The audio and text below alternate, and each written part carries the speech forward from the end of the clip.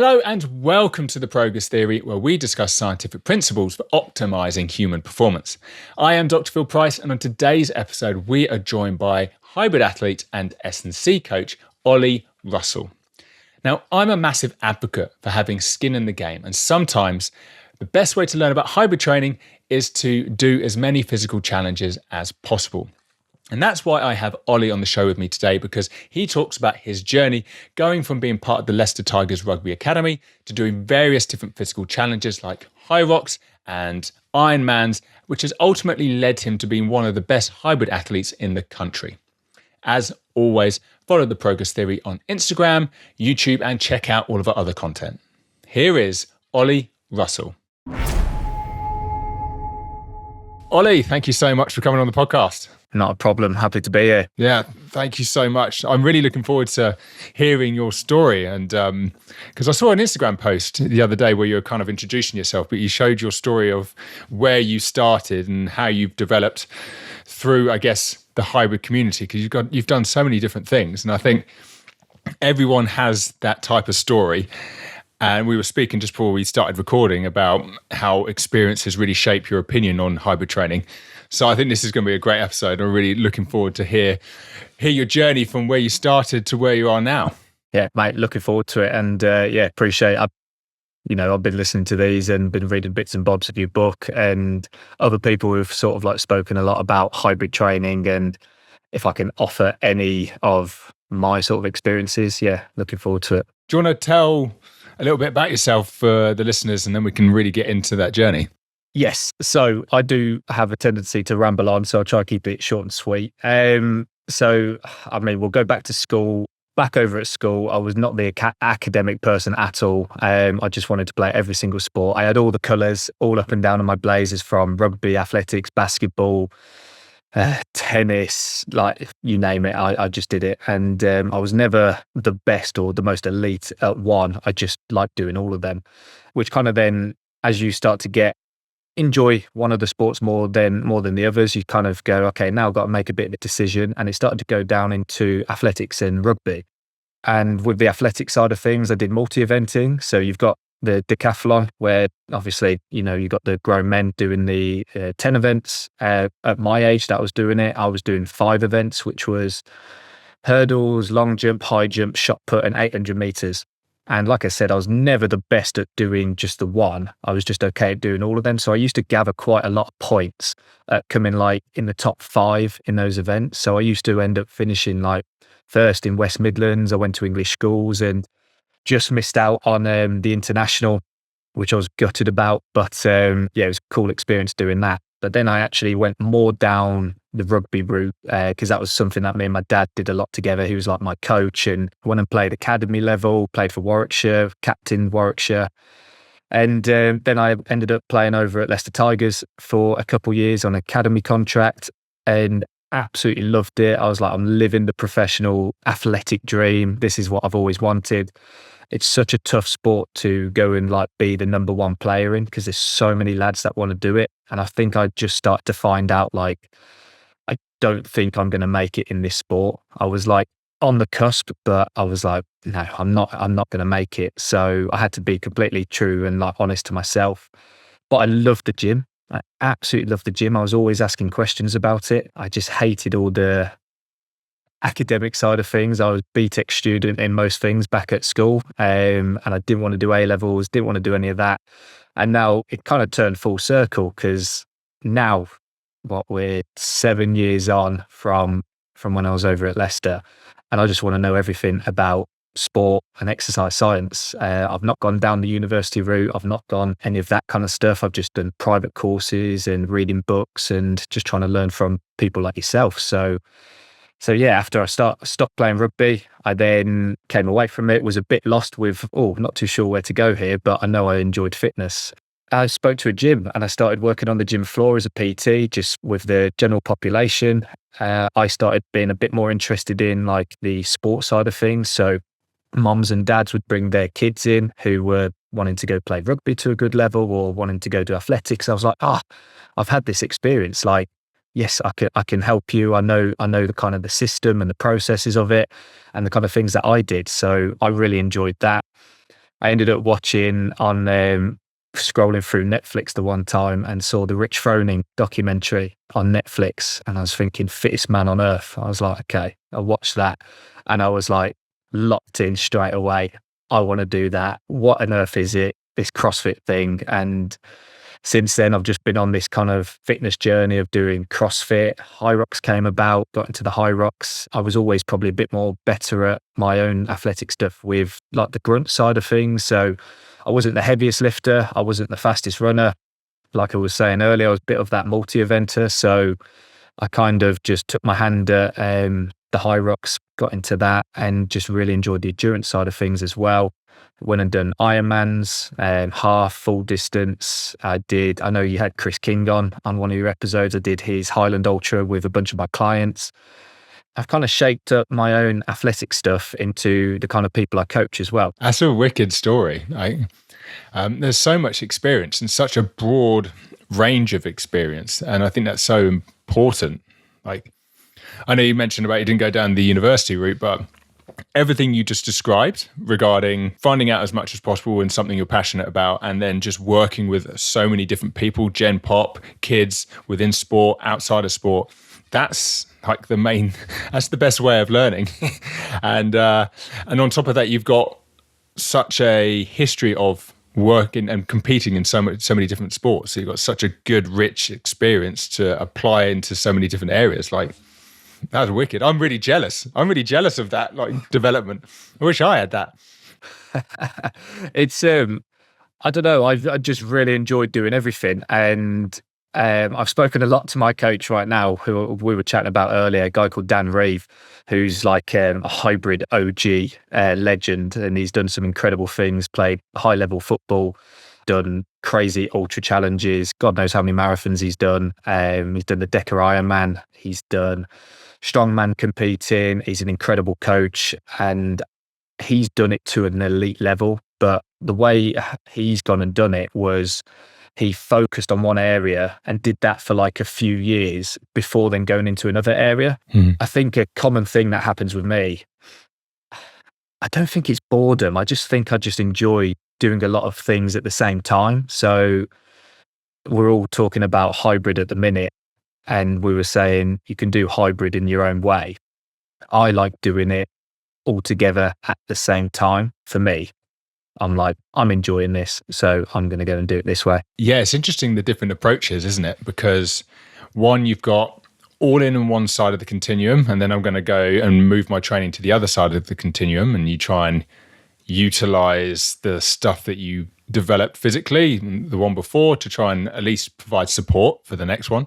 Or what you prefer is more of the, I guess, hybrid / or microdosing approach. And there's this argument about which one could be better. The research around it isn't exactly great, I don't think. But I'd argue that using like a hybrid approach where you are becoming, I guess it's more of a microdosing approach, the progress is slower, but because it's slower and if you manage it well, long term, I think you could surpass the other way. And I think that I'd get a lot of people not complaining, but I think I'd have a few people saying, I disagree with that. I think this, that, and the other. So ultimately, I think it's really cool that we're getting people with so many different experiences and different opinions. And that's how this industry in this area grows. So yeah, we're probably quite similar in terms of how we would prefer to train. And maybe it's because we prefer to train that way. That is probably the best way for us. So yeah, it's interesting to hear different ways of doing it. Yeah, 100%. And I remember actually seeing a post of yours. This was while I was doing quite heavy CrossFit training. And you spoke about like the differences between concurrent training and hybrid training.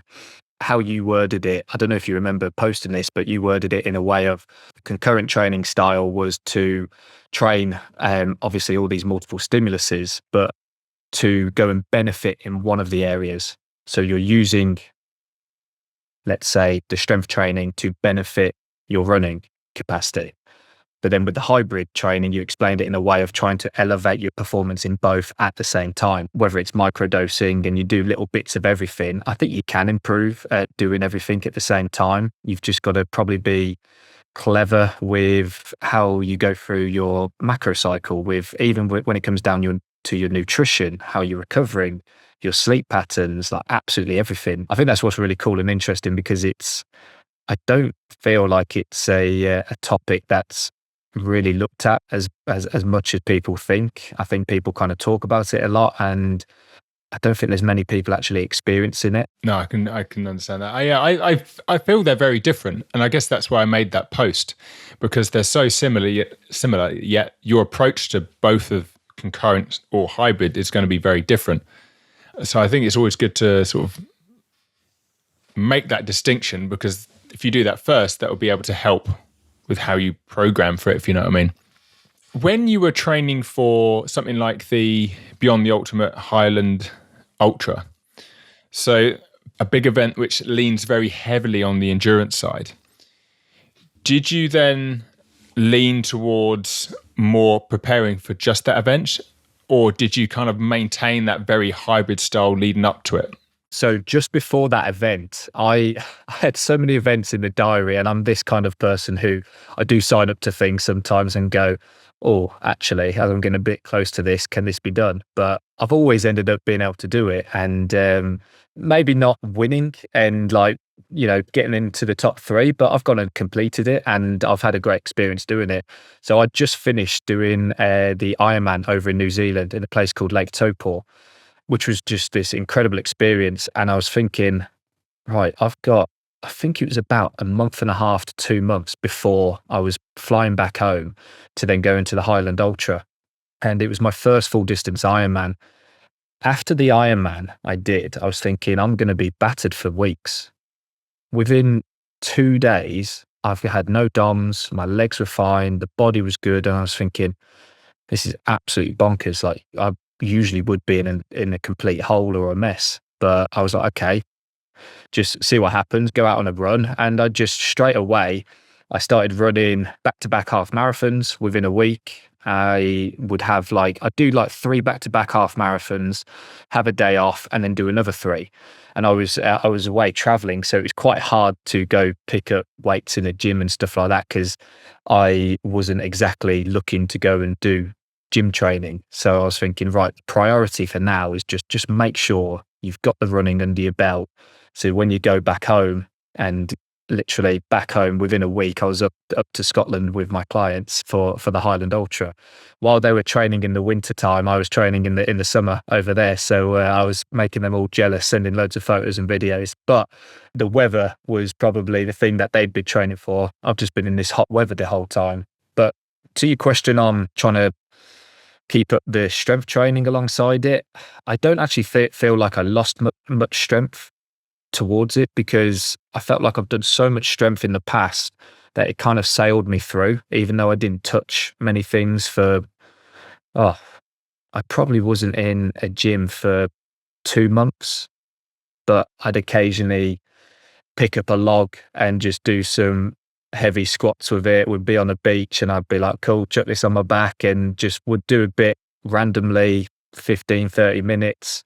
And I was actually quite nervous going to the Highlands. I did think, I don't know how this is going to go.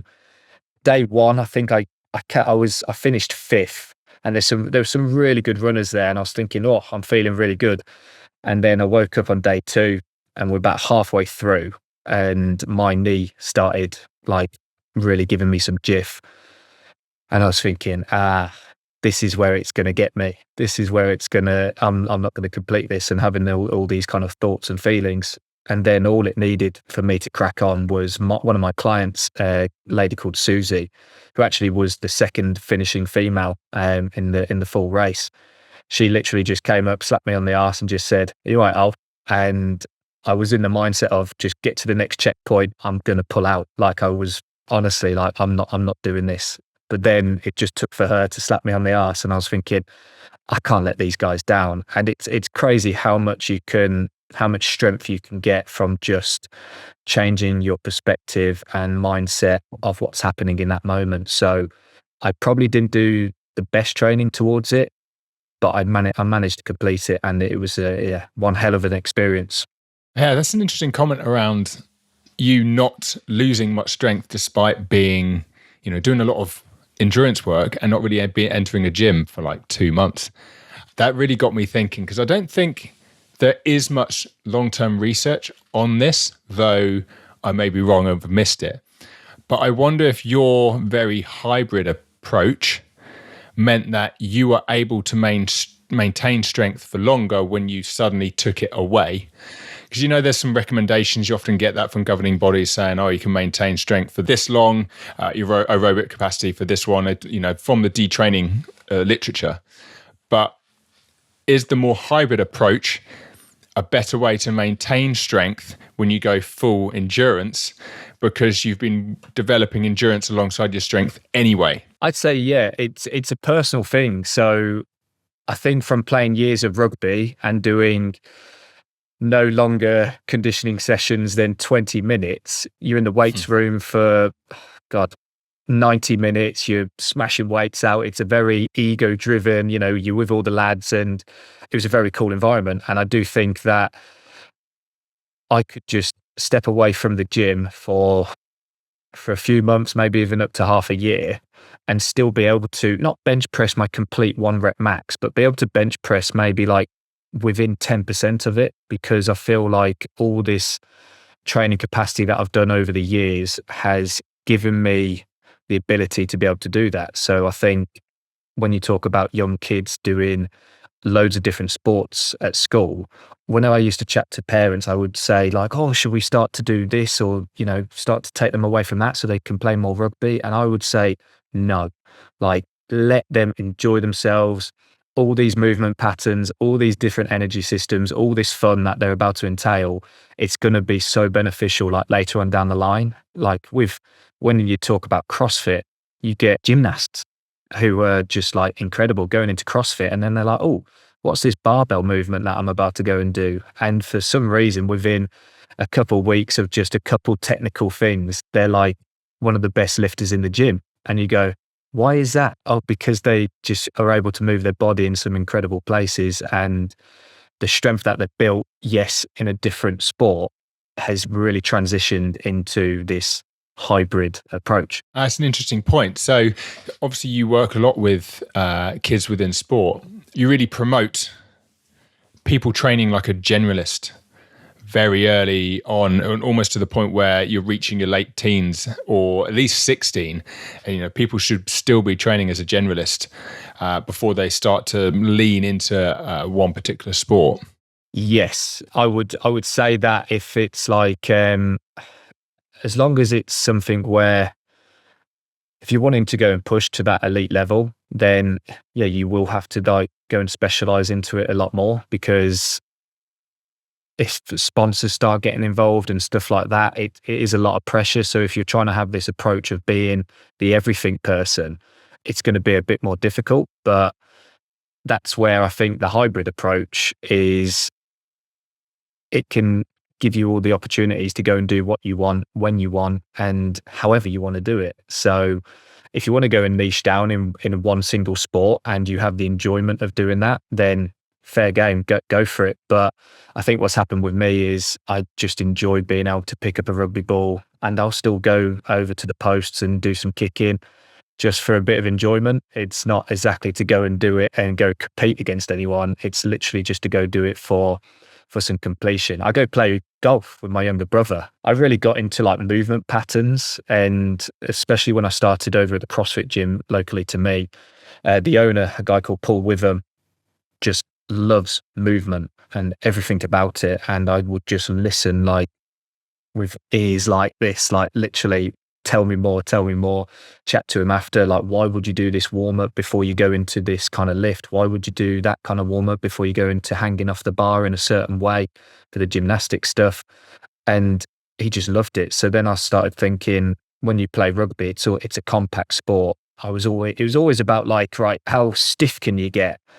And then I started watching people like Angus Bradley on Instagram. I think he's opened up my eyes on like, right, you don't have to just be like compressing and getting this compact spine. You can bend your spine, you can rotate and do all of that. So then I think, right, actually, if I go play golf, yes, I'm not the best golfer, but I'm getting some good rotation work in and some hip movement, and I have a bit of fun with my younger brother. So I just think that doing things like that, it just sets you up with less injury risk as well. If you're just like the hybrid training way really does help with reducing injury if it's done correctly. A lot of what you said reminded me of what I'm really looking forward to do with my son. He's only 14 months at the moment, but the endless possibilities around exposing them to movement rather than going, oh, we need to do this. It's like just get them in environments where they're trying different things. And you can do that by playing a variety of different sports and going on different adventures.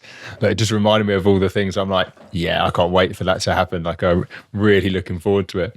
What do you think are the common mistakes hybrid athletes often make? Because you've coached a lot of hybrid athletes that have gone on to achieve great things within Hyrox, triathlons, all of those types of things. What common mistakes do people make before going into hybrid? Because quite often people think hybrid, oh, that's loads of different things, and they just throw everything in the bucket, and it doesn't really work that way. I think straight away overtraining.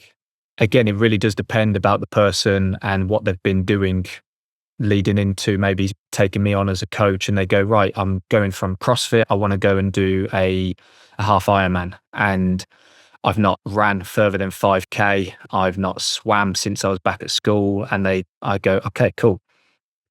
Now, one of your sessions is probably going to be 20 minutes long in the swimming pool. That's all we're going to do. Because if we do any more, you're just going to be practicing bad form, and it's just going to be playing on your mind. So I feel like there's a real fine line between overtraining and overreaching. And some people, and it's something that I struggled with a lot, because I train because it's good for my mental state, and I would just be like, I'm going to train in the morning, I'm going to train at lunchtime, I'm going to train in the evening. Then you forget like I'm working, and you have all these things going on. I say to my clients, we're trained to perform at our worst, and professional athletes are trained to perform at their best. And I say this to them because I'm like, you're not going to have the best sleep because you've got a screaming child at maybe 2 a.m. occasionally, and you've got to go attend to that. So then when we've got a session the next day, that might be a 60-minute zone 2, just to make things simple.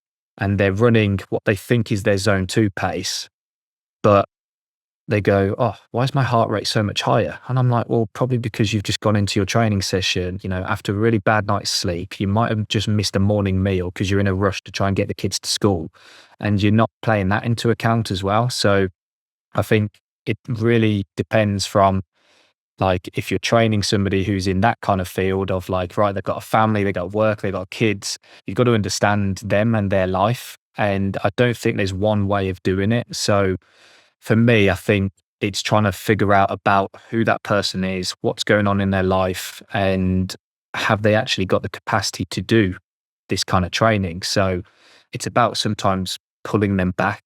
Like I have some other people, a couple girls that I've taken on, and they train like absolute savages, and they work from 8 till 6 p.m. They'll be up at the crack of dawn, like 4 o'clock, to go for a 20K run, and then they've got a CrossFit or weight session later on. And I'm thinking, how are you functioning?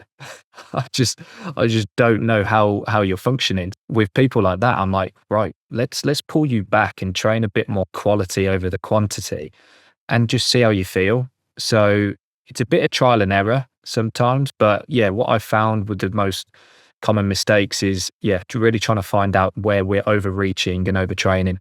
Making me feel very lazy. If someone can get up at 4 to do a 20K run, and then they've got a CrossFit session in the evening after 6 p.m, I'm like, oh, what's my excuse? And kind of makes sense, because you talk about how you work with a very varied group of athletes.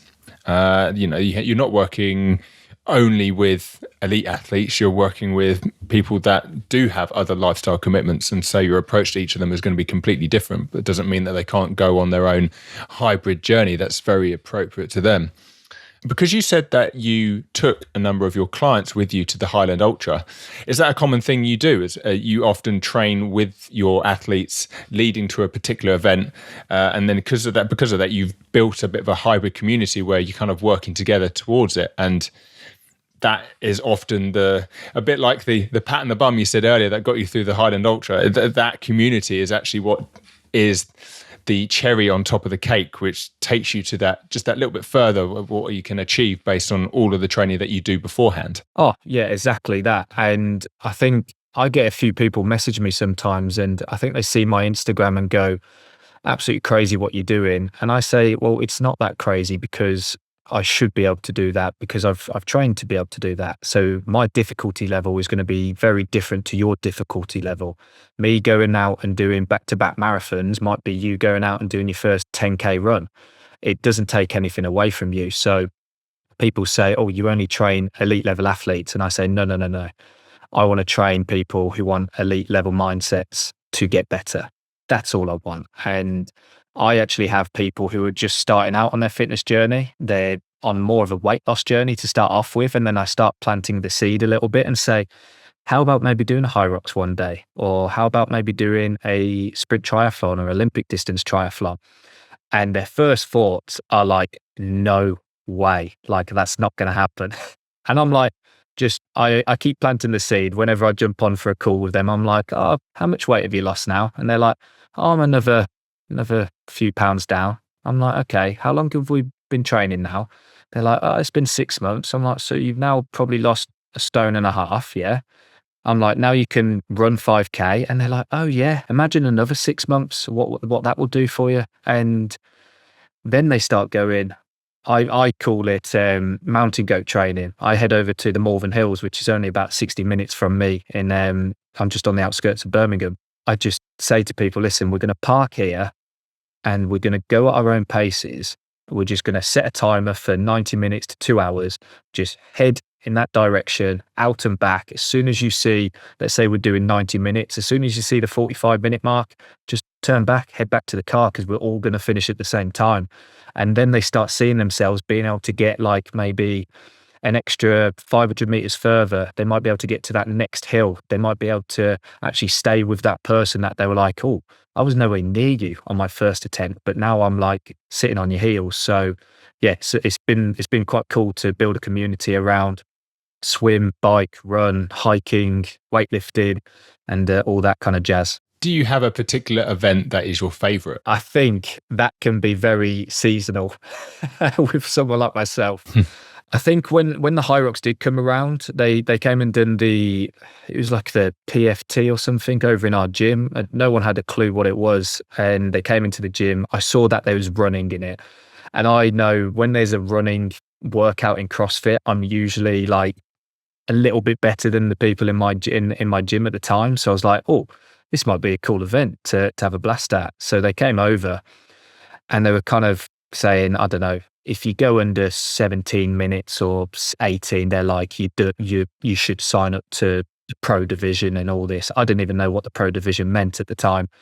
And I went and did it. And I think I got something like around 17 minutes. I think the next closest person was maybe 4 or 5 minutes after me. I am in a dominant gym of like more people who like the weightlifting side of things. So that was in my favor anyway. And they just came up and they said, you need to sign up to this. You need to sign up to this Hyrox. And I just went, right, go on then, see what it's about. Sign up to the Birmingham one. I think it was the first one they did in Birmingham. I ended up winning my age group and they just announced at the end saying, you've just won a place to Las Vegas. When they say you've won a place to Las Vegas, you still have to pay for it. But I thought, I've not won anything in ages. I've not competed to this level in a long time. So then I was on a journey of like really wanting to push the Hyrox. But what happened in some of that is I love doing things where you go the distance. For me, it's more of I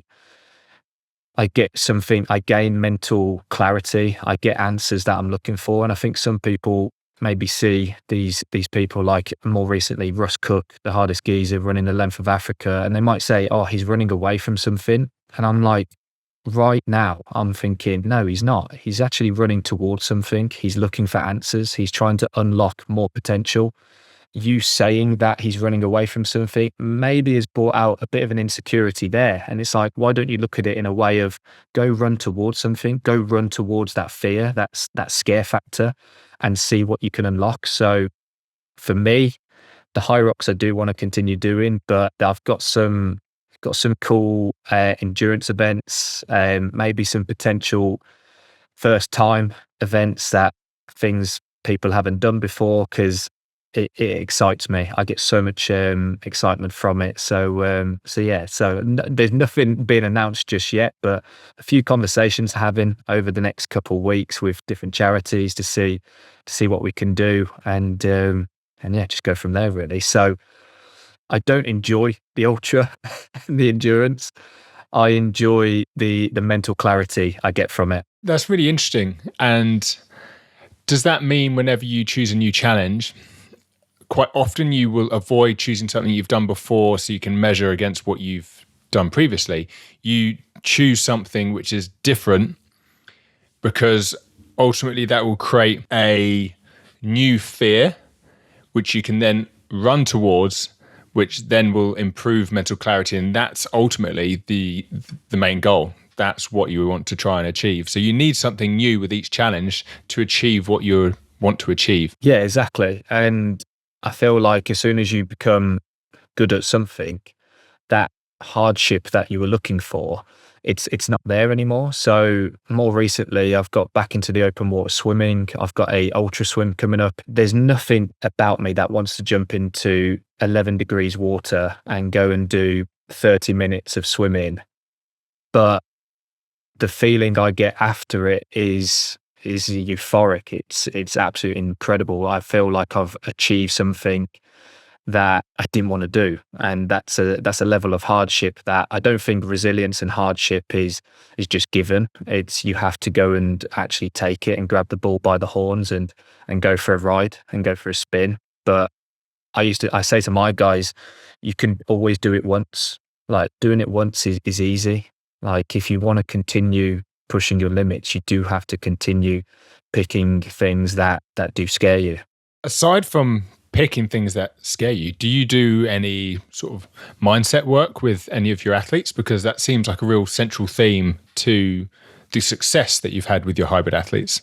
Yeah, so I get my guys onto, we have group calls and things like that. We actually had Chris come on and talk about ultra running, Chris King, who did a really cool chat. I've had some military guys come on, who I know a few boys in the Royal Marines, to come and talk about like their experiences about, like, I called it the military mindset. I had a therapist come on and have a chat about like the fear of failure. And I wanted to take more of this all-round approach to performance. And I split it into 3 pillars with my lot. And I say it's your 3 Ps, your personal, your physical, and your professional.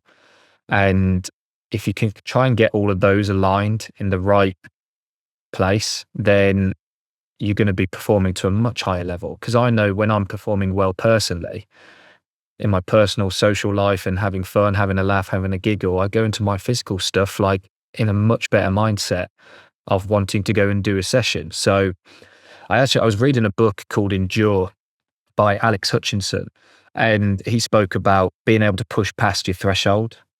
And they did a test on 2 different groups, and he was talking about it in this book. And group A went and did this fitness test, and group B did the same fitness test. But just before they went into it, they had group A do like an hour's worth of high frequency computer tasks, like really mentally straining computer tasks before they went into this fitness test. And then with group B, what they did was they got them watching like an hour's worth of easygoing, mellow documentaries, nothing crazy, and then went into the same fitness test. And what they found was group A weren't able to push themselves past that threshold point as much as group B were. And he put it down to, when you go into something with a much better mindset, you are able to actually, where you think your threshold is, you're able to just put it a few steps ahead and be able to push yourself a little bit more. Because I think we all know, like when you do an interval session or something, like I did one this morning, and I was saying to the guys, like, you've got 1%, just ask for 1 more percent. That's literally it. And we've all got that. And then once you get that 1 more percent, you go, well, just 1 more percent. And it's literally just a matter of inches. And before you know it, you start building this, like, it's the snowball effect, right? And you build this little snowball and you just start rolling it and just start getting a bit of momentum. And I do really think like some of the things that we can do as humans, the potential is absolutely crazy. And we're already seeing it with people doing some incredible challenges and ultras, some things that have never been done before, even in the strength world as well. I think the potential is absolutely crazy if you have the right mindset towards it. So yeah, it is something I really do focus on with my guys. And it's usually the kind of talks we have when we don't really talk about the programming. Most people come on and they think, oh, I'm buying into a training program. And I say, this is a coaching program. I could give you any training program. Like, you could find this stuff on Google, to be honest. But this is coaching you to go into this training program with the right attitude. That is wicked to hear. And I think so important, and something that gets lost, especially with the increased number of people that are going towards online coaching. But online coaching doesn't mean you have to take away the coaching part. Like, you've clearly built a really good community, and that's the key thing that provides adherence and motivation and all of that. It was really cool to see, and I think it's a model that many people that may be coaches that are listening to this may want to learn a bit from if they're not doing that themselves. I want to ask what the next challenge is, but it sounds like that you've got a few conversations happening, but not ready to reveal anything yet because nothing's been decided. I've got some that are in, which I can share with you. So, like you said, yeah, I've got some conversations that need to be had. Need to see if it's achievable and stuff like that. Some things that you're like, oh, can I come back from this? Is it going to put me in a position where, you know, injury is an option? So. But yeah, I've got over in June, I'm heading up to Lake Windermere with quite a few of my clients. We're doing the Great North Swim as part of a charity gig for the OMF charity, which is the Oscar Montgomery Environmental Foundation, a great charity that looks after like all things environment. I actually coach the mother who is also coming over with us. Unfortunately, Oscar lost his life, and this was something he was really passionate about, is all things environment. And I actually used to coach him in rugby. So it's a real sweet thing that we're doing. There's a big team of us heading over there. On the Friday, I've got the 10K swim with a couple of the other guys that I swim with in the morning. On the Saturday, I have the run, swim, which is, I think, 50K in total. And I'm doing that with one of my pals who's actually this year signed up to his first Ironman, which he's doing in Copenhagen. So he's wanting to get involved with that. And then at the end of June, I've got the Yorkshire Beast Challenge, which I heard from a mate of mine who is an incredible coach as well. And I'll shout him out, a guy called Tom Heath, Built to Perform, where I've learned a lot of my mental side of things as well, with how I actually attack my own life and my own athletic stuff. He did this Yorkshire Beast Challenge after only cycling 6 months on his bike. And he also went on later on down the line, did the Ironman. And he said this was, for him, harder than the Ironman. So I thought, I want to give this a crack. So it's 200 miles over in Yorkshire with 6,000 meters elevation. I'm not much of a biker. So I was thinking, right, if I have somebody who wants to get into biking, I've done the hours, I've had the experience of putting the miles in. So looking forward to that. I think there's a couple of my other clients that might do it's called the Mini Beast, which is not mini at all. It's still 100 miles of crazy hills in Yorkshire. And then I've got the Hyrox over in Birmingham in my hometown. So wanting to try and put in a good performance there. And I'm sure there's probably going to be some other events being put in at some point as well, with some other big ones on the horizon. Sounds like a busy year already, and a very, very nice mix. Certainly we'll put the charity link in the show notes as well. That's amazing what you're doing. I know you said you want to improve in your Hyrox performance. Where do you think you need to improve the most? Is it the running, or is it more the stations? I've done about 8 or 10 of the Hyroxes now, and I think 6 to 8 of them have been doing the men's pro division, and then I've done 2 as a mixed pairs. The one I'm sort of chasing after is the men's pro, and every time I've done it, it's just been something different. So I went and completed the Weymouth Half Ironman and was in the best running shape I've been in for a very long time. And I thought, I'm going to go into this Hyrox now, and smash it. And I got to the sleds and I was thinking, Jesus Christ, where's my, like, I couldn't believe how much, like, I maintained strength, but I got my running so good that I just forgot about, like, oh my God, I've maybe been 30 seconds to 60 seconds slower on the sleds. But in a men's pro division, that is huge, like losing that much time. I remember doing it, and all the guys I was stuck with, they were gone. And I thought that I'm not getting back in this race. I was done. So I then was thinking, right, I need to work on the strength. And before you know it, because of my rugby background and the CrossFit stuff, my strength came back up quite quickly.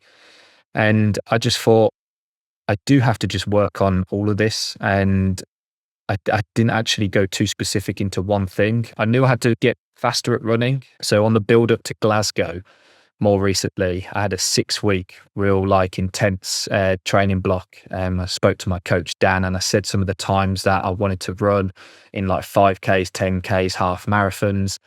Just before that 6-week training block, I went and ran a 1:21 half marathon, which gave me so much confidence that I was like, okay, the running is there. I've got the mileage because it's a half marathon. I'm thinking, right, I just need to get faster now. I just need to keep that speed. I didn't really do too much Hyrox specific training. It was actually more individual to, right, go do your running, go do your strength training, and then just throw in once a week the compromised running that everyone talks about. Because if you can only run a 4-minute pace without the compromised running, and then you're expecting to run a 4-minute pace in the Hyrox, it's not going to happen. You're going to end up running like a 4:45 or a 5-minute. So then it was like, right, really go into some of these interval training sessions, some of the track sessions, and go to paces that are so uncomfortable. And there were sessions that I didn't complete because I just couldn't do it.